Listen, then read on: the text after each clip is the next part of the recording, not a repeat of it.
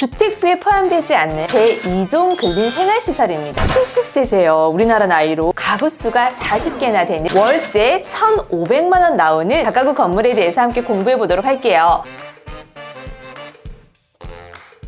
여러분 안녕하세요. 월세모니콜 세연쌤입니다. 반갑습니다. 오늘은 이세연쌤과 함께 월세 1,500만 원 나오는 다가구 건물에 대해서 함께 공부해 보도록 할게요. 여러분 월세 1,500만 원 나오는 건물주 되고 싶으지 않으세요? 모두의 꿈일 거예요 아마. 그리고 반드시 우리가 행복한 노후를 위해서 준비해야 되는 것은 안정적인 현금 흐름이죠. 내가 일하지 않아도 어떠한 상황이더라도 내가 지금의 생활 수준을 편안하게 유지할 수 있는 이런 현금 흐름 너무너무 중요하잖아요. 나이는 거꾸로 가지 않아요. 점점 나이가 들면 들었지 더 젊어지지는 않죠. 그리고 요즘에 저는 너무 많이 느끼는 게요. 이런 식당이나 가게 이런 데를 방문을 했을 때 와 점점 일자리가 줄 수밖에 없구나. 다 기계들이 움직이고요. 다 자동화 시스템을 만들어 놨더라고요. 너무너무 편리한 시스템이기는 하지만 우리의 설 자리가 점점 없어진다는 거는 너무 슬프고 불안한 일입니다. 그래서 우리 사랑하는 소액님들 지금 당장은 이런 1,500만 원 나오는 건물주가 되실 수는 없지만 지금 상황이 되지 않는 거지 앞으로는 여러분들이 반드시 이렇게 1,500만 원 월세 받는 건물주가 반드시 되실 수 있고 반드시 그 목표를 향해서 지금부터 열심히 준비하세요. 자, 그러면 세연쌤과 함께 물건 보도록 하겠습니다. 서울 물건인데요. 네, 서울특별시 관악구 신림동에 있는 물건입니다. 이 건물은 실제 저희 교육생분께서 낙찰을 받았고요. 임대를 모두 맞춘 그런 물건입니다. 여기 보시면 근린시설이라고 되어 있어요. 이 물건은 월세 현금 흐름을 만들 수 있는 수익형 부동산인데요. 주택수에 포함되지 않는 제2종 근린생활시설입니다. 그래서 내가 아무리 다주택자라도 그리고 어떠한 사정 때문에 내가 주택을 보유할 수 없는 상황에 계시는 분들이라도 누구든지 이런 물건에 도전하시면 주택수에 포함되지 않기 때문에 취득세를 대신 4.6%를 내야 된다는 거, 그 부분만 유념하시고 접근하시면 됩니다. 자, 서울특별시 관악구 신림동에 있는 물건이고요. 토지 면적이 72평이에요. 건물 면적은 210.95평이네요. 자, 다가구는요. 건물 면적이 660제곱미터 이상 넘어가면 안 되고 그리고 200평 이상 되면 안 되죠. 이하여야 합니다. 이런 조건을 가지고 있지만 이 물건은 뭐라고 했죠 제가? 네, 2종 근린생활시설이죠. 그렇기 때문에 그런 조건을 전혀 적용받지 않고요. 방 개수도 우리 다가구는 어떤가요? 19가구 이하여야 한다는 조건이 있지만 이 물건은 제2종 근린생활시설이기 때문에 호수가 100개라도 전혀 문제될 게 없습니다. 자, 감정 가격은요 17억 44만 5,600원으로 감정이 잡힌 물건이고요. 한 번 유찰이 되었어요. 13억 6천 35만 6천 원입니다. 이 물건은 우리 교육생분이 얼마의 낙찰을 받았나요? 네, 보니까 15억 5,776만 1,400원으로 해서 감정가 대비 92%로 낙찰을 받았습니다. 자꾸 이런 물건들을 보면서 우리 교육생분도 마찬가지, 구독자분들도 마찬가지 뭐라고 하냐면요. 요즘에 낙찰가율이 너무 높습니다. 네, 90%가 넘어가고요. 어떤 지역은 82%가 넘어야 되더라고요. 그래서 저 82% 넘겨서 쓰려고요. 이런 얘기를 정말 많이 하세요. 그런데 정말 오늘도 이세연쌤이 강조하는 거는요. 감정가는 시세가 절대 아닙니다, 여러분. 만약에 감정이 시세보다 굉장히 높이 잡혀있는 물건이었더라면 이 낙찰가율만 보고 여러분들이 입찰가를 쓴다. 그랬을 때는 리스크가 있어요. 매매 시세 이상으로 여러분들이 입찰가를 쓰는 그런 실수를 할 수 있고요. 또 그냥 일반 매매로 사도 그 정도 금액으로는 살 수 있는 그런 일반 매매가로 입찰가를 써서 낙찰받았다고 막 좋아하세요.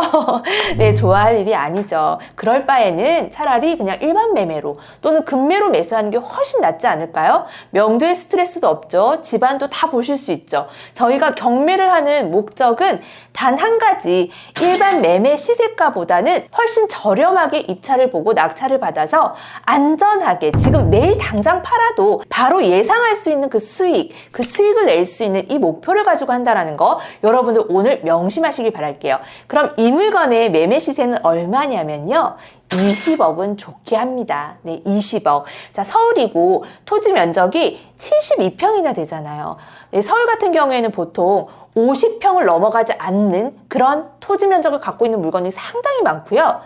60평 정도 되어도 굉장히 토지 면적이 넓다고 합니다. 그런데 이 물건은 72평이죠. 네, 굉장히 넓은 토지 면적을 갖고 있습니다. 이것 또한 우리 물건의 굉장히 장점이라고 할 수 있어요. 자, 거기에다가 이제 건물 면적은 또 200평이 넘죠. 네, 사진을 먼저 볼게요. 자, 사진을 봤더니요. 건물 상태가 좀 굉장히 깨끗해요. 그래도 예쁘지는 않지만 예, 깨끗합니다. 현관문은 조금 다소 올드한 느낌이 있습니다. 이 물건이 2011년식이라서 13년 차 된 그런 건물입니다. 근데 건물 상태는 굉장히 양호했어요. 네. 전체적인 건물 모양입니다. 자, 바로 이렇게 생겼습니다. 낙찰받은 물건의 지도를 한번 볼게요. 자, 우리 물건이 바로 여기죠. 보니까 신림선 관악산역하고 거리가 한 600m 정도 됩니다. 네, 그래서 그닥 멀지 않고요. 또 여기는 학교가 굉장히 많이 있네요. 이런 학교에서 근무하는 이제 선생님들의 수요도 있을 것 같아요. 관악구 신림동은요, 굉장히 수요층 자체가 젊습니다. 그리고 사회 초년생들이 많이 있고요. 물론 학생 수요도 있기는 하지만 학생 수요보다는 이 사회 초년생 젊은 직장인의 수요가 훨씬 더 많습니다. 그래서 이 원룸의 인기가 굉장히 많아요. 그런 지역의 물건을 우리 회원님께서 낙찰을 받으셨죠. 이 신림선을 따라서 쭉 올라가 볼게요. 네, 신림선을 타고 이렇게 쭉 올라가 봤더니 2호선과 만납니다. 신림역에서 만나죠. 그래서 2호선을 이용하는 직장인분들의 수요도 굉장히 많고요. 또 쭉 한번 올라가 볼게요.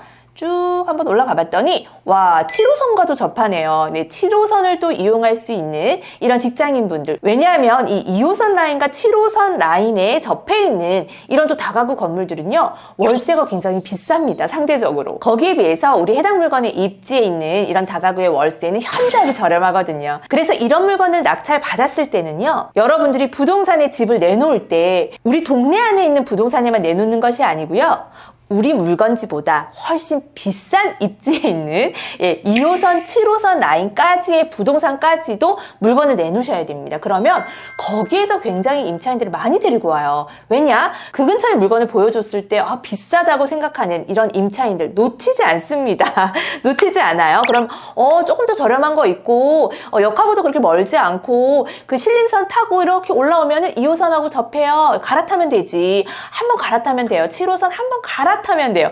이렇게 또 브리핑을 해주시거든요. 더 한번 올라가 볼게요. 자, 쭉 올라가 봤더니 대방역하고 또 만나네요. 1호선하고 또 만납니다. 자, 그리고 쭉 넘어갔더니 여기가 어디죠? 여의도죠. 여의도까지 한 번에 갈 수 있고요. 이 라인을 이용하는 수요층들을 모두 다 흡수할 수 있는, 그래서 월세가 조금 저렴한 그런 입지에 있는 이런 물건이다 라고 생각하시면 됩니다. 이 건물은 가구 수가요, 40개나 돼요.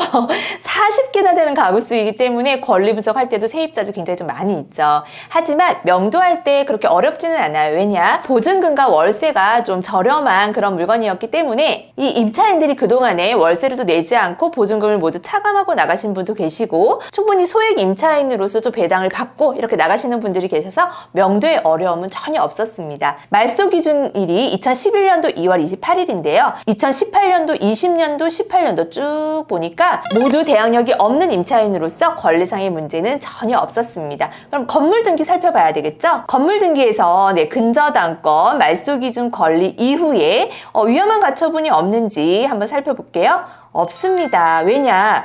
말소기준 권리 이후에 모든 권리들은 소멸됩니다.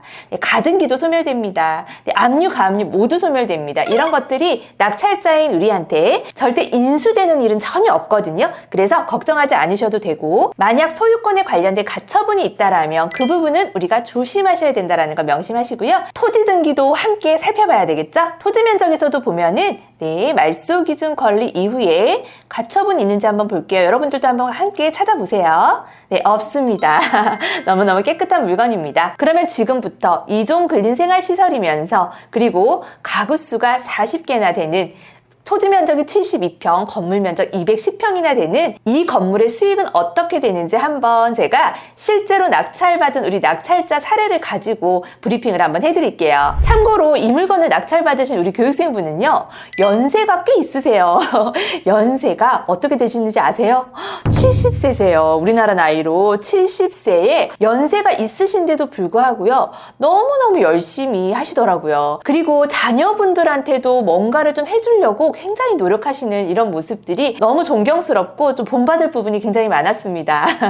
자, 감정가격 17억 44만 5,600원이고요. 한번 유찰되어서 13억 6,035만 6천원이고요. 자, 이 물건을 15억 5,776만 1,400원으로 낙찰을 받았습니다.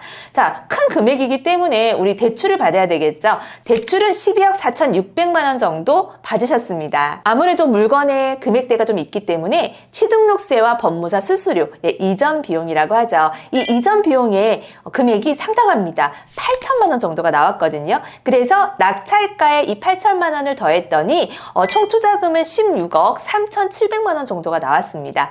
여기에서 우리 대출 금액 12억 4,600만 원을 뺐더니 초기에 들어가는 투자금은 3억 9천만 원 정도가 들어갑니다. 그래서 서울에 이 정도 되는 물건 80% 대출 받고 우리가 주택이 아닌 제2종 근린생활시설 이런 물건들은 취등록세가 4.6%라고 말씀을 드렸잖아요. 거기에 법무사 수수료까지 했을 때 최소 4억 정도 들어가는구나 이렇게 생각하시면 좋을 것 같아요.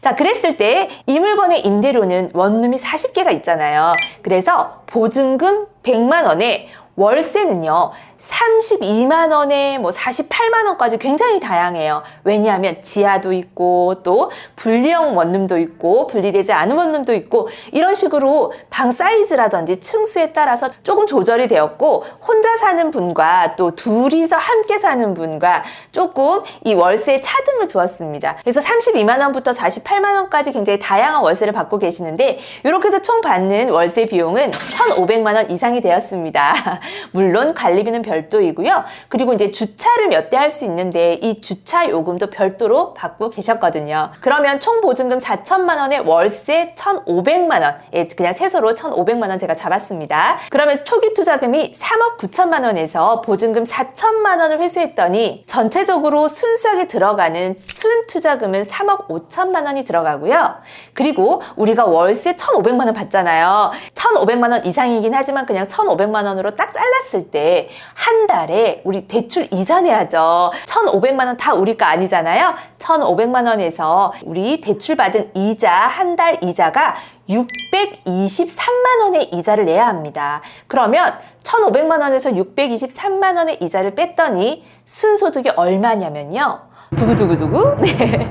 순소득이 877만 원이라고 하는 한 달에 순소득이 생기는 거예요. 와, 여러분들 70세 연세에 어디 가서 이 800만 원 한 달에 버시겠어요. 그죠? 이렇게 똘똘한 건물 하나 서울에 경매로 받아 놓으시면 월 800만 원 이상 이렇게 매달 순수하게 떨어진다라는 거예요. 와, 너무 대단하지 않나요?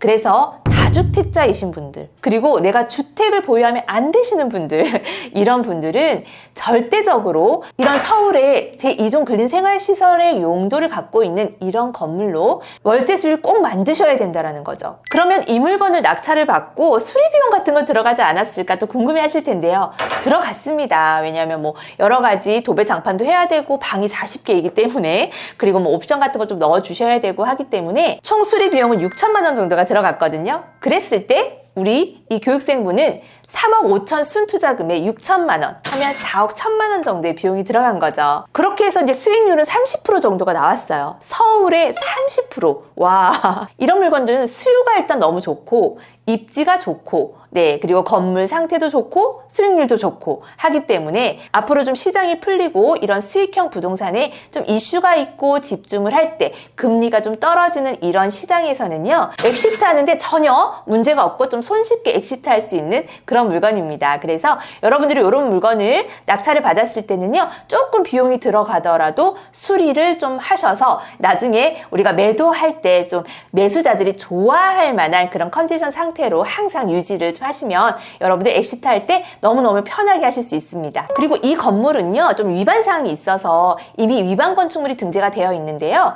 입찰 전에 저희가 이제 확인을 하죠. 양성화 할 수 있는지, 원상복귀가 가능한지, 이런 비용들도 다 견적을 미리 뽑아서 그렇게 입찰가를 선정하거든요. 그래서 여러분들 위반 건축물이라고 무조건 무서워 하지 마시고요. 면적이 정말 얼마 안 돼요. 이런 것들은 대출 받는데 전혀 문제 없고요. 그래서 우리 사랑하는 소액님들도 이런 위반 건축물이 있는 서울 건물이라면 패스하지 마시고요. 내가 언제든지 원상복귀 하고 싶을 때 원상복귀를 할 수 있는지 그 부분을 정확하게 좀 확인을 하세요. 주변 건축사 사무소나 또는 철거 업체, 이런 업체들을 통해서 입찰 전에 원상복귀가 가능한지, 비용은 얼마나 드는지 이런 부분들 정확하게 확인하고 일반 건축물이라 하더라도 여러분들 겁내지 마시고 도전하셨으면 좋겠습니다. 이런 수익형 부동산을 여러분들 조사하실 때 제가 전에 다가구 투자 시에 꼭 확인해야 되는 4가지라고 하는 그 영상이 있거든요. 그 4가지 그대로 조사할 때 적용해서 우리가 확인하고 들어간 물건이기 때문에 그 영상 꼭 보시고요. 자, 여러분들 이런 수익형 부동산 조사하실 때 주변에 공실이 많은지 공실이 없는지 정확하게 확인하세요. 네, 주변에 수요가 풍부한지를 보는 거죠. 그리고 이 원룸에 임대료가 얼마인지 정확하게 확인하셔야 되겠죠. 분량은 얼마인지, 방 사이즈가 크면 얼마인지, 작으면 얼마인지 이런 부분들 구체적이고 아주 세세하게 조사하셔야 되고요. 건물 매매 가격이 얼마인지 너무너무 중요하죠. 그래야 우리가 또 입찰가를 쓰고 나중에 저희가 엑시트를 할 때 시세 차이까지 안전하게 벌고 나올 수 있기 때문이죠. 주변에 거래된 그런 사례들이 있는지를 살펴보는 거 굉장히 중요합니다. 이런 부분들 명확하게 확인하고 이 서울에 1,500만 원 월세 나올 수 있는 이런 똘똘한 건물 한 채씩 꼭 보유하실 수 있는 멋진 우리 사랑하는 소유님들이 되셨으면 좋겠습니다. 자, 여러분들 오늘 이 건물을 통해서 어떻게 좀 목표가 생기셨나요? 지금 다만 내가 1,000만 원, 2,000만 원, 3,000만 원 밖에 없으신 분들은 어떻게 해야 될까요? 소액 아파트로 빨리 낙찰받고 팔고 낙팔 하셔야 되겠죠. 그래서 투자금을 자꾸 3,000만 원을 5,000만 원까지, 5,000만 원을 8,000만 원, 8,000만 원을 1억까지 자꾸 불리시는 이런 과정을 열심히 하고 계셔야 되고요. 자금이 7천, 8천만 원 이상 되시는 분들은 서울 빌라로 이제 투자 물건을 좀 옮기셔야 됩니다. 왜냐하면 같은 자금이라 하더라도 아파트보다는 서울 빌라가 수익이 굉장히 더 좋기 때문입니다. 그래서 서울 빌라로 또 낙팔 하다가 자금을 또 모아서 이렇게 수익형 부동산 한 채 딱 보유하시고 그리고 내 자산을 또 최대한 불릴 수 있는 또 재개발 물건지 안에도 하나 또 투자하시고 이런 식으로 분산 투자가 그때는 이제 들어가셔야 되겠죠. 그리고 나서 또 소액 아파트 낙팔하고 또 서울 빌라로 올라오고 이런 식으로 꾸준하게 여러분들이 투자를 이어나가신다면 여러분들의 자산을 금방 100억까지는 충분히 불리실 수 있습니다.